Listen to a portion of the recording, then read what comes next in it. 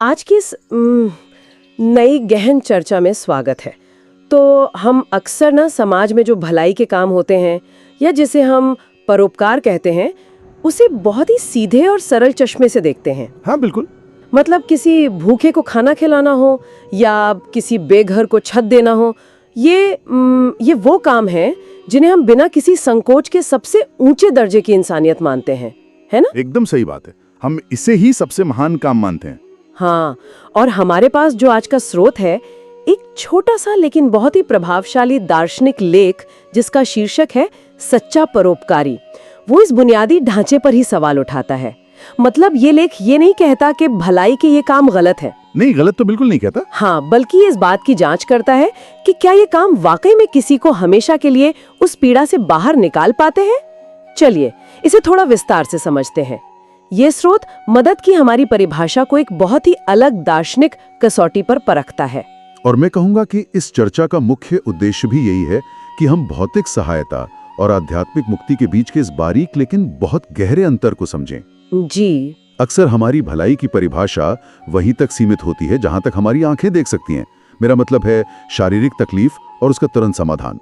लेकिन ये लेख ना उस तात्कालिक राहत से आगे बढ़कर समस्या की जड़ तक जाने की कोशिश करता है। जड़ तक, हाँ। हम इस लेख के जरिए इस बात की पड़ताल करेंगे कि क्या किसी की स्थिति को थोड़ा आरामदायक बना देना ही सच्ची मदद है, या फिर सच्ची मदद वो है जो इंसान को उस स्थिति से ही हमेशा के लिए आजाद कर दे। ये एक ऐसा नजरिया है जो समाज सेवा के हमारे पूरे मॉडल को एक नई रोशनी में देखने का मौका देता है। सुनने वालों के लिए ये एक बहुत बड़ा शिफ्ट होगा। बहुत बड़ा शिफ्ट है। और इस नजरिए की नींव लेख के बिल्कुल शुरुआत में ही रख दी जाती है। स्रोत की शुरुआत सेंट जॉन के एक बहुत ही गहरे उद्धरण से होती है। मैं पढ़कर सुनाती हूँ। हाँ बताइए। उसमें लिखा है, गुलाम सदा घर में नहीं रहता, परंतु पुत्र सदा रहता है। यदि पुत्र तुम्हें स्वतंत्र करेगा तो सचमुच तुम स्वतंत्र हो जाओगे।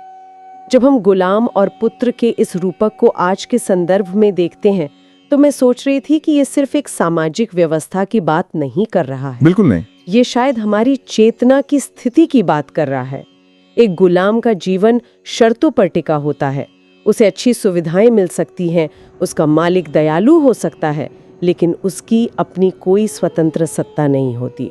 वो किसी भी पल बेदखल किया जा सकता है। और अगर हम इसे बड़ी तस्वीर से जोड़ें तो यहाँ गुलाम का अर्थ उस जीव या आत्मा से है जो इस भौतिक संसार के नियमों, सुख, दुख और जन्म मरण के बंधनों के अधीन है। इंसान चाहे जितनी भी सुख सुविधाएं इकट्ठी कर ले, चाहे वो दुनिया के सबसे आलीशान घर में क्यों ना रहे, इस संसार रूपी व्यवस्था में उसकी हैसियत एक अस्थायी निवासी की ही है। मतलब एक मेहमान की तरह। हाँ, मृत्यु या समय का बदलाव उसे किसी भी पल उस स्थिति से बेदखल कर सकता है। इसके विपरीत पुत्र उस स्थिति का प्रतीक है जहां इंसान अपने असली स्वरूप को, अपने मूल को पहचान लेता है। पुत्र घर का वारिस होता है, वह शर्तों का मोहताज नहीं होता, उसकी जगह स्थायी है। तो इस सब का असल में क्या मतलब है? ये उद्धरण हमें ये सोचने पर मजबूर कर रहा है कि जब तक हम इस अस्थायी ढांचे के भीतर समाधान खोज रहे हैं, हम सिर्फ एक गुलाम की स्थिति को थोड़ा बेहतर बनाने की कोशिश कर रहे हैं। हम उसे पुत्र नहीं बना रहे। सही कहा। हम उसे वो आजादी नहीं दे रहे हैं जो स्थायी है। और ठीक यही बात ये उद्धरण स्थापित करना चाहता है। असली स्वतंत्रता का अर्थ जंजीरों को सोने का बना देना नहीं है, बल्कि जंजीरों का पूरी तरह से खत्म हो जाना है। वाह, जंजीरों का पूरी तरह से खत्म होना। हाँ, और सेंट जॉन के इस विचार को आधार बनाकर ही स्रोत आगे बढ़ता है और एक बहुत ही व्यवहारिक, हालांकि थोड़ी विचलित करने वाली कहानी का रूपक हमारे सामने रखता है। लेख हमें एक जेल खाने की कल्पना करने को कहता है।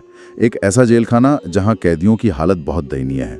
वे तरह तरह की शारीरिक और मानसिक पीड़ाओं से गुजर रहे हैं। ये जेल खाने का रूपक बहुत ही सटीक है, क्योंकि यह मानव जीवन की उस स्थिति को दर्शाता है जहां हम अपनी ही परिस्थितियों में कैद महसूस करते हैं।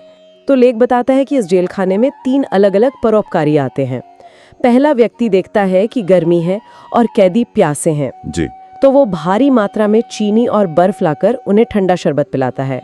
फिर दूसरा व्यक्ति देखता है कि उन्हें खाने को सिर्फ रूखा सूखा बाजरा मिल रहा है, तो वो उनके लिए बहुत सारी स्वादिष्ट मिठाइयाँ मंगवा देता है, कई मन मिठाई जैसा कि स्रोत में लिखा है। और तीसरा व्यक्ति जो देखता है कि कैदियों के कपड़े फटे और खुरदुरे हैं, वो उनके लिए नए और आरामदायक कपड़ों का इंतजाम करता है।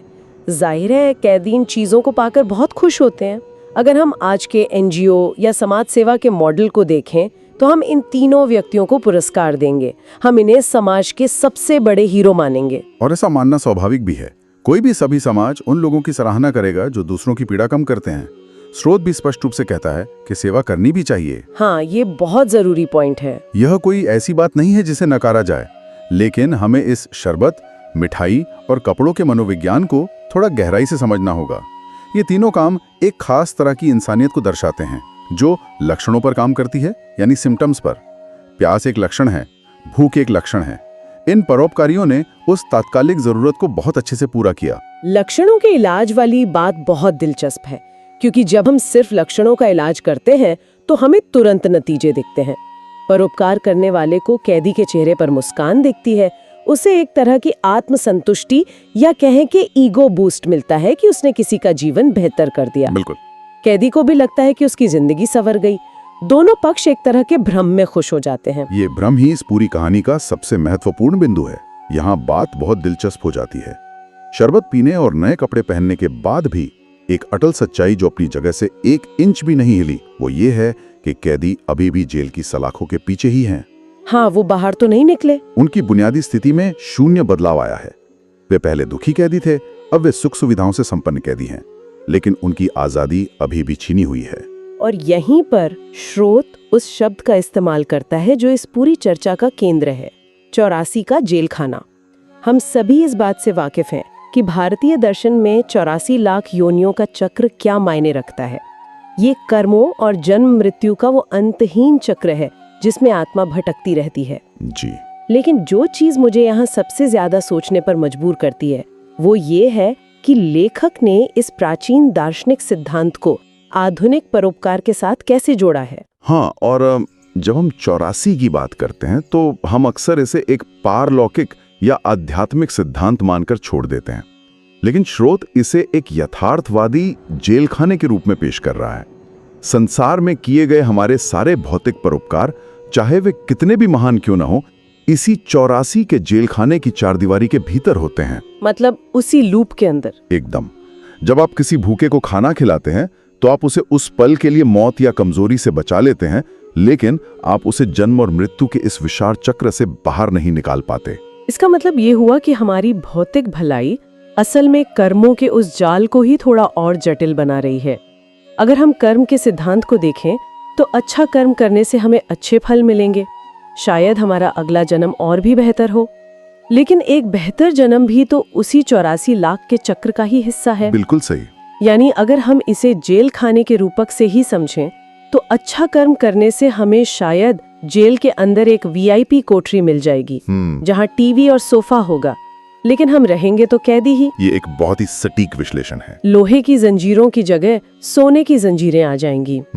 और यहाँ एक बहुत बड़ा मनोवैज्ञानिक खतरा भी छिपा है। जब जेल खाना बहुत आरामदायक हो जाता है, जब हमें नियमित रूप से शरबत और मिठाइयाँ मिलने लगती हैं, तो हम ये भूल ही जाते हैं कि हम कैद में हैं। अरे हाँ, ये तो हमने सोचा ही नहीं। हम उन सुख सुविधाओं के इतने आदी हो जाते हैं कि हम आजाद होने की इच्छा ही खो बैठते हैं। संसार के सुख और हमारी भौतिक उपलब्धियां अक्सर इसी तरह का काम करती हैं। वे हमारी आध्यात्मिक भूख को सुन्न कर देते हैं।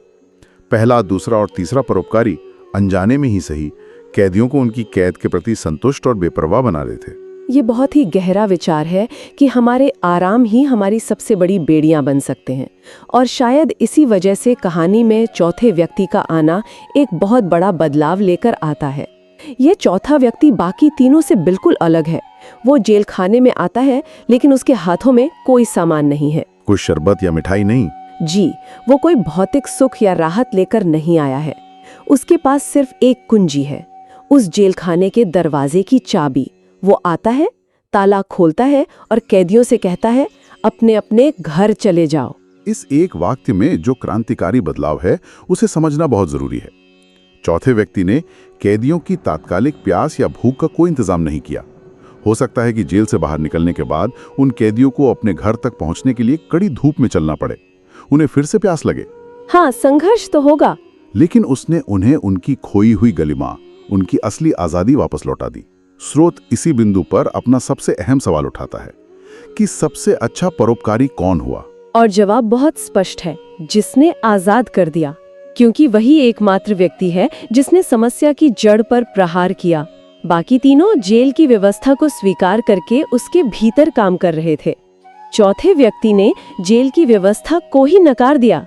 उसने ये मान लिया कि इस जगह को थोड़ा बेहतर बनाने का कोई फायदा नहीं है, यहाँ से निकलना ही एकमात्र समाधान है। और यही कारण है कि ये कहानी सिर्फ एक नैतिक कथा नहीं है, बल्कि एक गहरा आध्यात्मिक रूपक है। भौतिक सेवा हमें एक बेहतर इंसान बनाती है, ये समाज को चलाने के लिए जरूरी है, लेकिन ये कभी भी चरम लक्ष्य नहीं हो सकती। जी। जब स्रोत कहता है कि जिसने आजाद कर दिया वही सच्चा परोपकारी है, तो वो दरअसल हमें ये समझा रहा है कि असली बीमारी क्या है। असली बीमारी गरीबी या भूख नहीं है। असली बीमारी हमारा अपने वास्तविक स्वरूप से, अपने घर से कट जाना है। तो अब सवाल ये उठता है कि असल जिंदगी में ये चौथा व्यक्ति है कौन और ये चाबी क्या है? स्रोत इसे किसी रहस्य में नहीं छोड़ता। लेख के अंतिम हिस्से में ये स्पष्ट कर दिया जाता है कि ये दुनिया ही वो विशाल जेलखाना है और जो लोग इस जेलखाने की चाबी लेकर आते हैं वो संत महात्मा हैं। सदियों से विभिन्न आध्यात्मिक परंपराओं में संतों और महात्माओं की यही भूमिका मानी गई है। वे दुनिया को बेहतर बनाने या यहाँ की राजनीतिक और सामाजिक व्यवस्थाओं को सुधारने के लिए नहीं आते। वे यहाँ एक ही मकसद से आते हैं, कैदियों को ये याद दिलाने कि ये उनका असली घर नहीं है और उन्हें बाहर निकलने का रास्ता दिखाना। बहुत खूब। वे उस पुत्र की तरह हैं जिसका जिक्र सेंट जॉन के उदाहरण में हुआ था, जो पूरी तरह से स्वतंत्र हैं और इसलिए वे दूसरों को भी स्वतंत्र करने की क्षमता रखते हैं। और स्रोत बताता है कि उनके पास जो कुंजी है वो है नाम। अब नाम एक ऐसा शब्द है जिसे लेकर समाज में बहुत सी धारणाएं हैं। लोग अक्सर सोचते हैं कि नाम का मतलब किसी विशेष शब्द, मंत्र या भगवान के किसी नाम का बार बार उच्चारण करना है। हाँ, एक आम धारणा यही है। लेकिन जब हम इस स्रोत की गहराई और 84 के जेलखाने जैसे विशाल रूपक को देखते हैं तो नाम सिर्फ एक शाब्दिक या मौखिक क्रिया नहीं हो सकता। इसे थोड़ा और गहराई से समझते हैं कि इस दार्शनिक संदर्भ में नाम वाकई क्या है। ये बहुत जरूरी स्पष्टीकरण है। आध्यात्मिक दर्शन में, विशेष रूप से संतों के मत में, नाम कोई ऐसा शब्द नहीं है जिसे जीभ से बोला जा सके या पन्नों पर लिखा जा सके। इसे अक्सर शब्द, नाद या एक ईश्वरीय ध्वनि तरंग के रूप में वर्णित किया गया है। एक डिवाइन फ्रीक्वेंसी। जी, ये वो चेतन शक्ति है जिससे पूरे ब्रह्मांड की रचना हुई है और जो हर जीव के भीतर निरंतर गूंज रही है। जब हम इस दुनिया के जेल खाने में होते हैं तो हमारा ध्यान पूरी तरह से बाहर की तरफ, भौतिक चीजों की तरफ होता है, उसी शरबत और मिठाई की तरफ। मतलब हमारा ध्यान पूरी तरह से संसार के शोर में उलझा रहता है। बिल्कुल। और संत महात्मा जो नाम की कुंजी देते हैं वो दरअसल एक आंतरिक तकनीक या ध्यान की वो विधि है जिसके जरिए इंसान अपना ध्यान बाहर के शोर से हटाकर अपने भीतर गूंज रहे उस नाम या उस ईश्वरीय शक्ति के साथ जोड़ लेता है। और उससे क्या होता है? जब कोई उस आंतरिक शक्ति के संपर्क में आता है तो उसकी चेतना का स्तर इस भौतिक संसार यानी 84 के चक्र से ऊपर उठने लगता है। वो नाम ही वो लिफ्ट है, वो चाबी है जो आत्मा को इस जेल खाने से निकालकर वापस उसके मूल घर तक पहुंचाती है। यह विचार अपने आप में बहुत विशाल है। इसका मतलब ये है कि सच्चा परोपकार कोई बाहर किया जाने वाला काम है ही नहीं। हम अक्सर बाहर की दुनिया में बदलाव लाकर महान बनने की कोशिश करते हैं। हाँ, लेकिन स्रोत के अनुसार जो व्यक्ति खुद को इस जेल खाने से आजाद कर ले और फिर दूसरों को भी वो आंतरिक तकनीक, वो नाम की चाबी देकर उन्हें आजाद होने का रास्ता दिखाए, उससे बड़ा कोई परोपकारी हो ही नहीं सकता। और यही इस लेख का चरम निष्कर्ष है। यह हमारे अहंकार पर भी एक बहुत गहरी चोट करता है। जब हम भौतिक दान करते हैं तो अक्सर हमारा मैं बहुत हावी रहता है कि मैंने इतने लोगों की मदद की। हाँ, एक क्रेडिट लेने की भावना रहती है। लेकिन संत महात्मा जब आध्यात्मिक मुक्ति का मार्ग दिखाते हैं तो वे कभी ये दावा नहीं करते कि वे कुछ कर रहे हैं। वे बस इंसान को उसकी अपनी ही आंतरिक चाबी से परिचित करवा देते हैं। ये सेवा इतनी सूक्ष्म और इतनी महान है कि इसे संसार के तराजू पर तौला ही नहीं जा सकता। इस पूरी चर्चा ने वाकई सोचने के नजरिए को पूरी तरह से पलट कर रख दिया है। हम जिन चीजों को जीवन का अंतिम लक्ष्य मान बैठे हैं वे दरअसल महज रास्ते के कुछ आराम के पल हैं।